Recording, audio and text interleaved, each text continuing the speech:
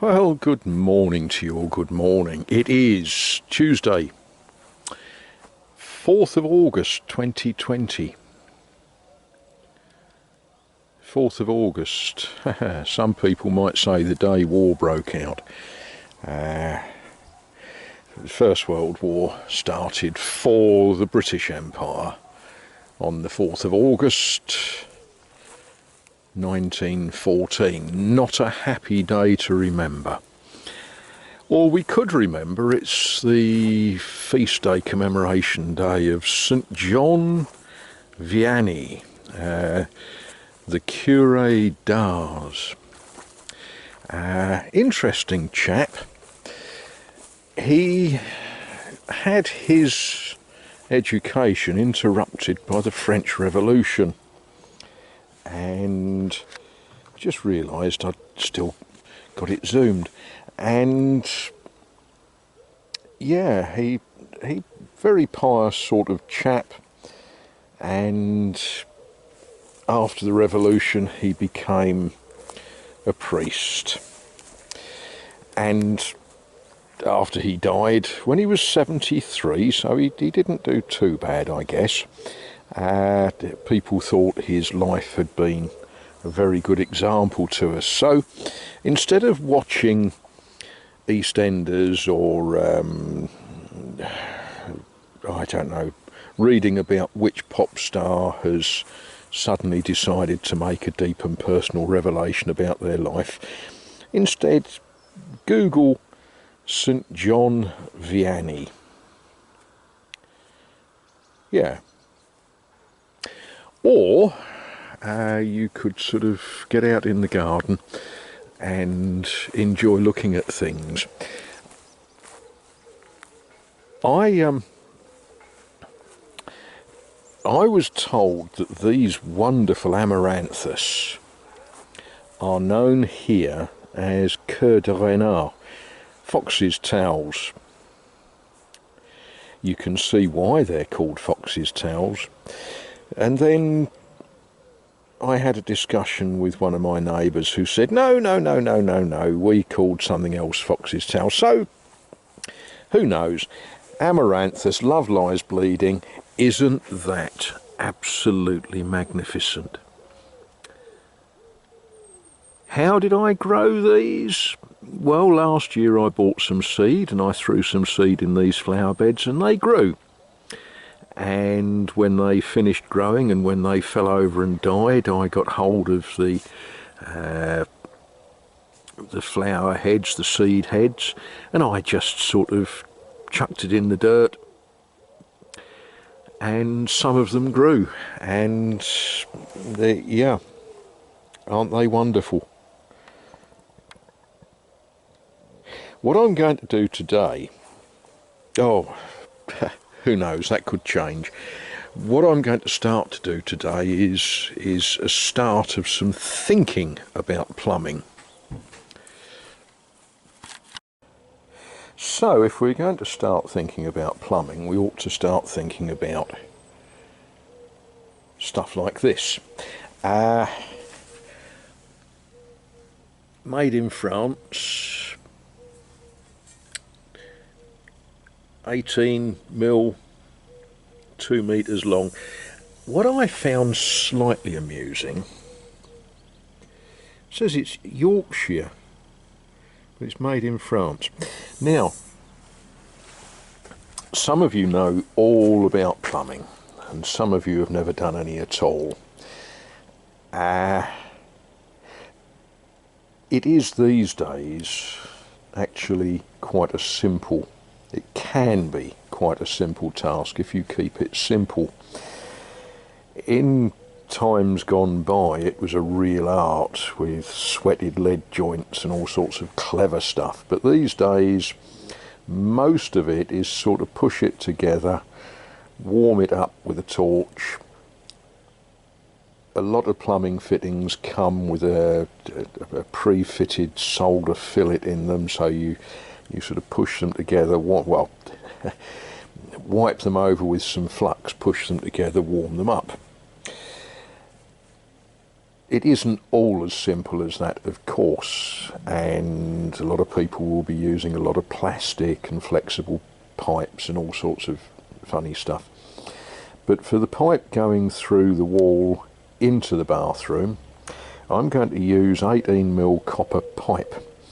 No point going bigger because that's the size of the mains supply to my water meter. So it doesn't matter if I put a bigger pipe in or not. That's all I'm going to get. After it comes through the wall, of course, there's got to be some cleverness, because on the bathroom side of the wall, the water has got to supply a bath, a shower, a hand basin, a water heater, and a water closet. So actually the pipe through the wall is easy, but once it comes through the wall, then it's got to have a certain amount of cleverness. But all I'm doing today is seeing if I can get it through the wall, and I don't need 2 meters for that, so I'm going to cut it. How do you cut copper pipe?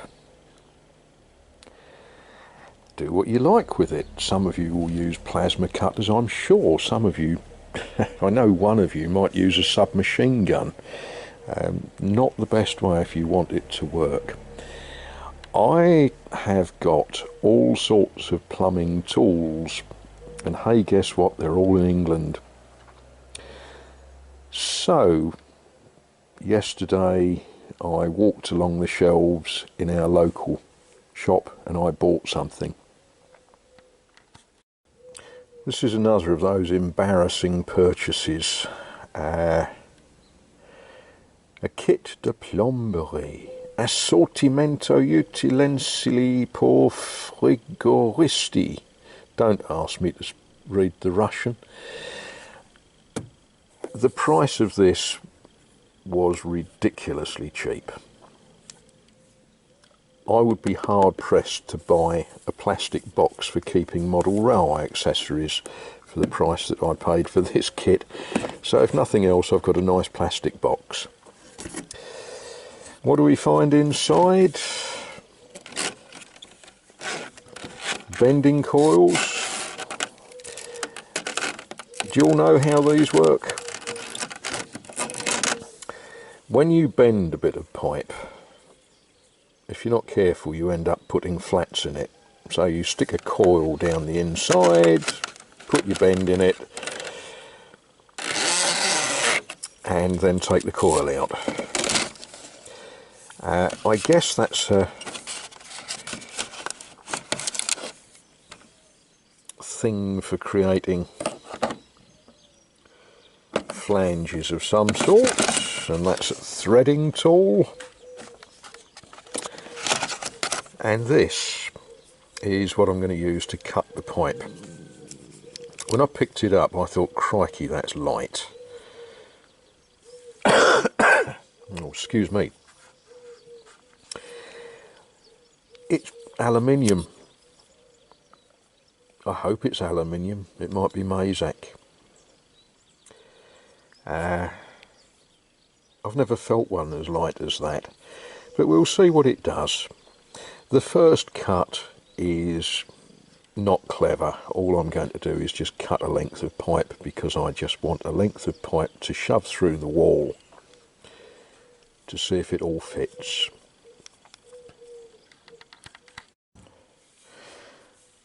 Oh dear. How can you do plumbing when the carpenter hasn't tidied the bench? Oh, I think I'll sack him. Okay, well, this is not a plumbing lesson. All I'm doing is cutting a length of pipe, because I just want to be able to push a bit of pipe through the hole in the wall. Got to make the hole bigger, and there might be some interesting words used doing that. So I'm just going to cut myself 80 centimetres of pipe.